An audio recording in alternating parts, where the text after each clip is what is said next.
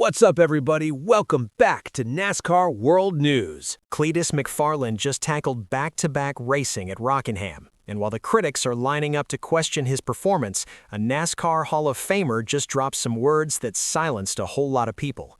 This past Saturday, Cleetus McFarland, the YouTube personality with over 4.5 million subscribers, arrived at Rockingham Speedway and pulled off something pretty remarkable.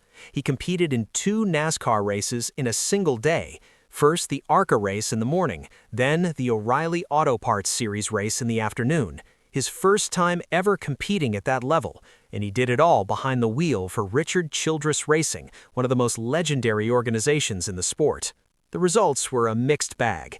In the ARCA race, Cleetus was genuinely impressive. He qualified 7th, worked his way forward through traffic, and crossed the line 4th.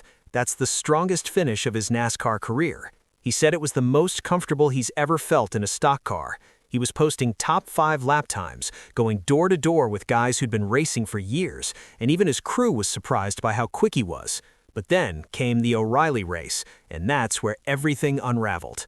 Cleetus qualified 35th, essentially last. He admitted he backed out during his qualifying lap and lifted off the throttle when he shouldn't have. He called it chicken-footing it. He knew the car had the grip, but charging that hard toward the wall just got inside his head. And honestly, after what unfolded next in the race, you kinda understand why.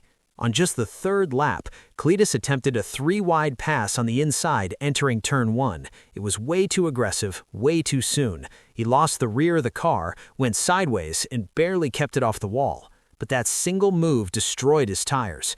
In NASCAR, when you lose control like that, your tires overheat and the grip vanishes. He spent the remainder of that stint just nursing those tires, trying to recover any traction.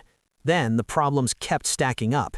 He drew a penalty on pit road for pulling into his stall too early. He spun independently after overdriving a corner. He flat-spotted his tires on that spin, meaning he had to bolt on an old set already carrying 60 laps of wear. And late in the race, Austin Hill tagged him into the apron. His final laps were pure damage control. The tires were completely cooked, and every time he got back on the gas, the car was stepping out. His spotter, Ty, jumped on the radio and told him they'd burned through all 9 lives and to just bring it home. He crossed the line 32nd, 6 laps down. Not strong on paper, but he finished, and that's exactly where the debate gets really interesting, because 2 very different camps came out loud after this race. On one side, you've got Freddie Kraft and Tommy Baldwin from the Door Bumper Clear podcast. These guys have been skeptical of Cleetus being in NASCAR all season, and after Rockingham, they didn't soften their tone. Kraft said Cleetus met his expectations, but that wasn't a compliment. He said, if you were expecting him to do much more than that, you were kind of foolish. Kraft did acknowledge him for settling down after the early mistake and staying clear of other competitors, but his main issue was the equipment. He called it a waste of a very good race car.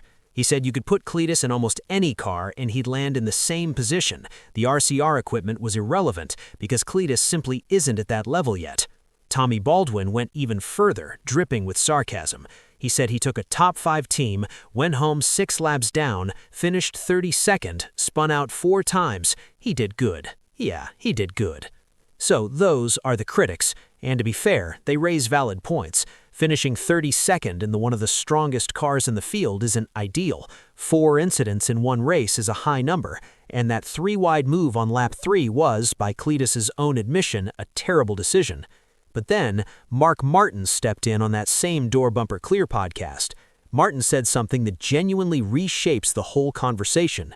He said Cleetus ran about how he expected him to run. But then he added this: it was a tremendous challenge. He still got over his skis multiple times, but his driving talent saved it. Many other drivers would have destroyed that car in some of those slides and situations that he had. I give him credit for that.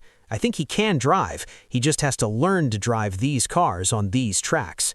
That's a Hall of Famer saying Cleetus McFarland has genuine driving talent, not just a YouTube following, not just a massive audience, actual ability behind the wheel.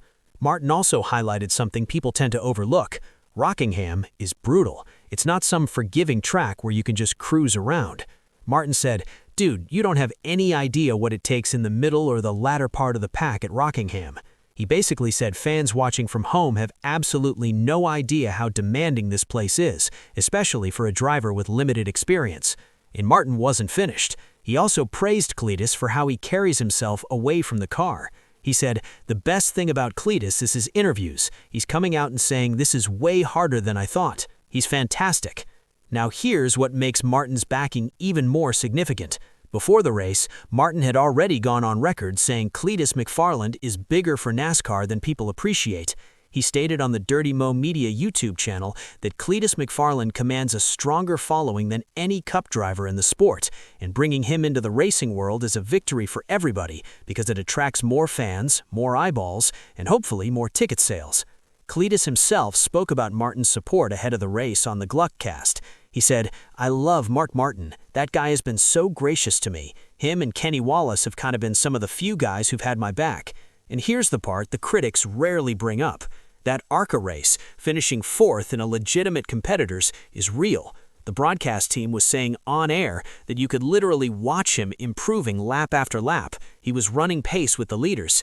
His buddy Squirrel McNutt, George Siciliano, also had an excellent day, qualifying 11th and finishing 9th for his first career top 10. Both their cars came home intact with nearly matching small scuffs on them. That's genuinely a big win.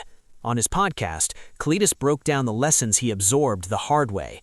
The biggest one, side force. When a car pulls alongside you on the outside, your grip just evaporates. He described it as suddenly running completely different tire pressure. Jesse Love, the former ARCA champion, had actually tried to prepare him before the race. Cleetus also learned that one slide can ruin your tires for the entire run, something that carries far more consequences in NASCAR than anything else he's competed in. He also held himself accountable. He rewatched that 3-wide move on video and said, "What the hell was I thinking?" He admitted he got too fired up and tried to carve through the whole field on lap 3 like he was back at the Freedom Factory. His crew told him they don't need to push him to go faster, they just need to pull the reins back and aim him in the right direction. Now, the biggest question hovering over everything is Talladega. NASCAR has a 3-race agreement with RCR, and the next round is Talladega Superspeedway on April 25th. But NASCAR didn't automatically approve him for every venue. They told him it depends on how he performed at Rockingham. On his podcast, Cleetus said he's waiting for the decision and expects to hear by Tuesday, but he also made one thing crystal clear. He said, "I don't care whether I'm approved or not. I did not come into this opportunity saying NASCAR needs to approve me. I never in any instance thought they should approve me. I just got this opportunity and said, great, what can we do? And if they approve me to run Dega, I'm running."